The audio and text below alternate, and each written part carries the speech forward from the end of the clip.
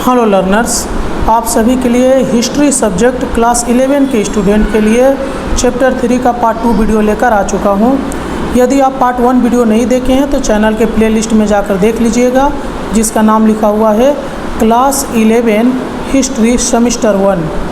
तो आप सभी जानते ही होंगे कि अभी बोर्ड ने आपका रूटीन जारी कर दिया है और 13 सितंबर से आपका सेमेस्टर 1 का एग्ज़ाम है। और सेमेस्टर 1 में अभी तक जानकारी के अनुसार आपका MCQ ही क्वेश्चन आ रहा है, और यह जो वीडियो है MCQ का ही है, चैप्टर 3 का हिस्ट्री सब्जेक्ट का।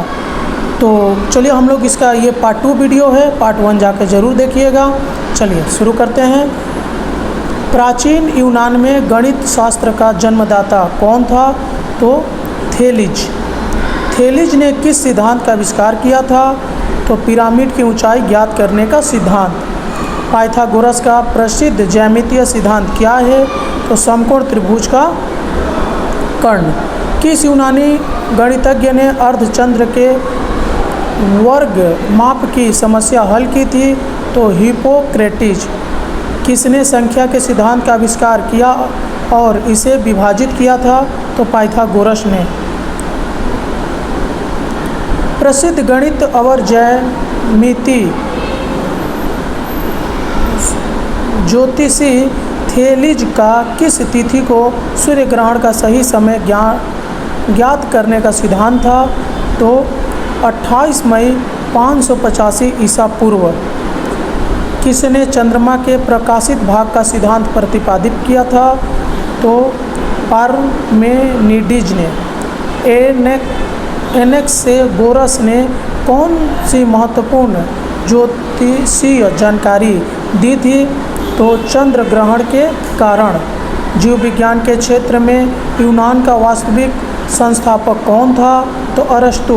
प्राचीन यूनान औषधि शास्त्र का वास्तविक जन्मदाता कौन था? तो एम्पिडोक्लीज। चलिए आगे देख लीजिए। भारतीय इतिहास में ऋग्वैदिक युग में कौन कौन से राजाओं का उल्लेख होता है? तो क्या होगा इसका आंसर? देखिए, ब्राह्मण काल में क्या होता है? ऋग्वैदिक युग में कोई अस्थायी राज्य नहीं था। ब्राह्मण ग्रंथों में किस काल में जनपद राज्यों का उदय माना जाता है? तो ब्राह्मण काल में। ऋग्वेद में कौन सा राज्य का उल्लेख नहीं मिलता है?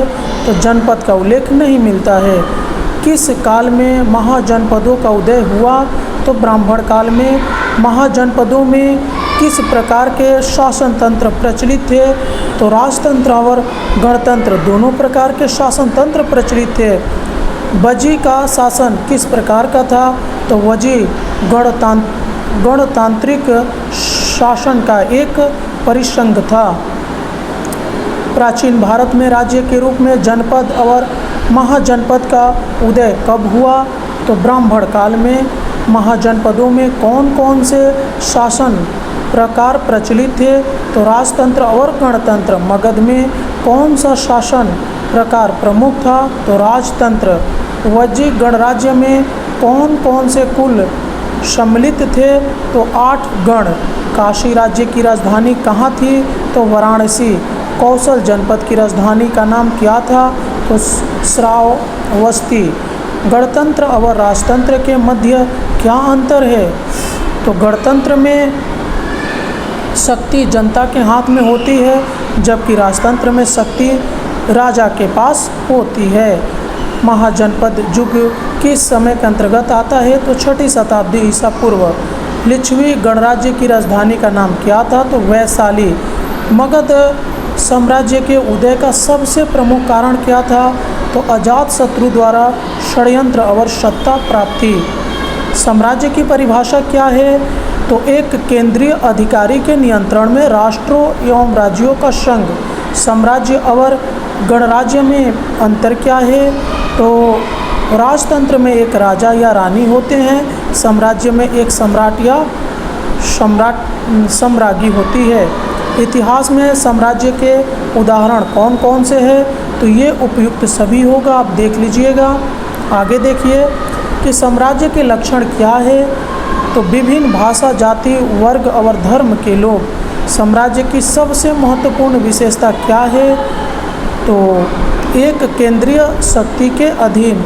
साम्राज्य और सम्राट के बीच में अंतर क्या होता है? साम्राज्य में एक सम्राट होता है, सम्राट नहीं।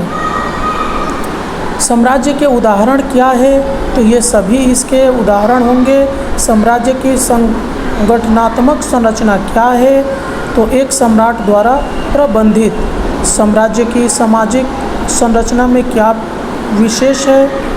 तो इसका आंसर तो यहाँ पे कट गया है। और ये जो आप देख पा रहे हैं कि ये थोड़ा सा आप पढ़ लीजिएगा, मैं धीरे धीरे ऊपर की तरफ स्क्रॉल कर देता हूँ। साम्राज्य और गणराज्य में अंतर दिया, राजतंत्र में अंतर दिया हुआ है, ये आप पढ़ लीजिएगा, ठीक है। इससे भी आपका काफ़ी क्लियर हो जाएगा कंसेप्ट। मौर्य साम्राज्य की स्थापना कब हुई थी? तो 324 ईसा पूर्व। बहुत इंपॉर्टेंट क्वेश्चन है। मेगास्थनीज ने किस पुस्तक में मौर्य साम्राज्य का वर्णन किया था? तो इंडिका में। मौर्य साम्राज्य के समय किस यूनानी राजा का राजदूत भारत में आया था? तो सेलुकस का। अशोक किस धर्म के प्रचारक माने जाते हैं? तो बौद्ध धर्म के। मेडिटोनियम साम्राज्य के शासक का नाम क्या था जिन्होंने भारत पर आक्रमण किया था? तो अलेक्जेंडर।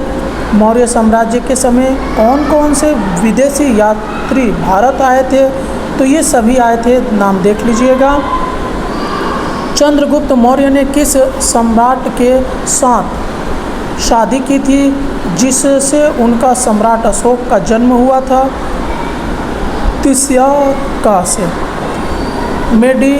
मेसिडोनियन साम्राज्य का सबसे प्रसिद्ध शासक कौन था जिन्होंने भारत पर हमला किया था? तो सिकंदर। मेसिडोनियन साम्राज्य के शासक सिकंदर के बाद उसके साम्राज्य का विस्तार किसने किया था? तो सेल्यूकस ने। मौर्य साम्राज्य का विस्तार किस नदी के किनारे तक हुआ था? तो गोदावरी। मौर्य साम्राज्य के समय कौटिल्य ने किस पुस्तक की रचना की थी? तो अर्थशास्त्र का। यह भी बहुत इंपॉर्टेंट क्वेश्चन है।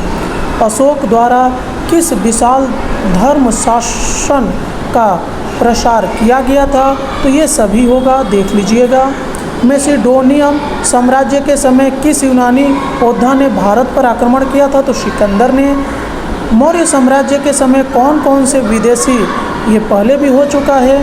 अशोक के बाद कौन कौन से धर्म अपनाए गए थे? तो ये सभी धर्म अपनाया गया था, ये देख लीजिएगा। ये भी महत्वपूर्ण है कि तीर्थ खबर उनके विभाग कौन कौन से, देख लीजिएगा। अगर इसको हम पढ़ने लगेंगे तो वीडियो काफ़ी बड़ा हो जाएगा, ये सब आप देख लीजिएगा।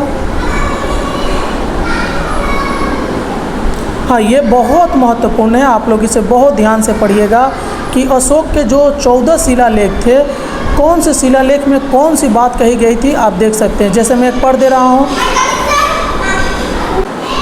तो जैसे मैं एक शिलालेख में पढ़ रहा हूँ कि प्रथम शिलालेख में क्या बोला गया था अशोक के, कि पशु बलि एवं सामाजिक उत्सवों समारोहों पर प्रतिबंध का उल्लेख का वर्णन है। इसी तरह आप पढ़ लीजिएगा अशोक के 14 शिलालेख में क्या क्या बातें कही गई है। चलिए अगला क्वेश्चन को देखते हैं। प्राचीन मेसिडोनियन साम्राज्य का मुख्य शहर कौन सा था? तो ये था एगई।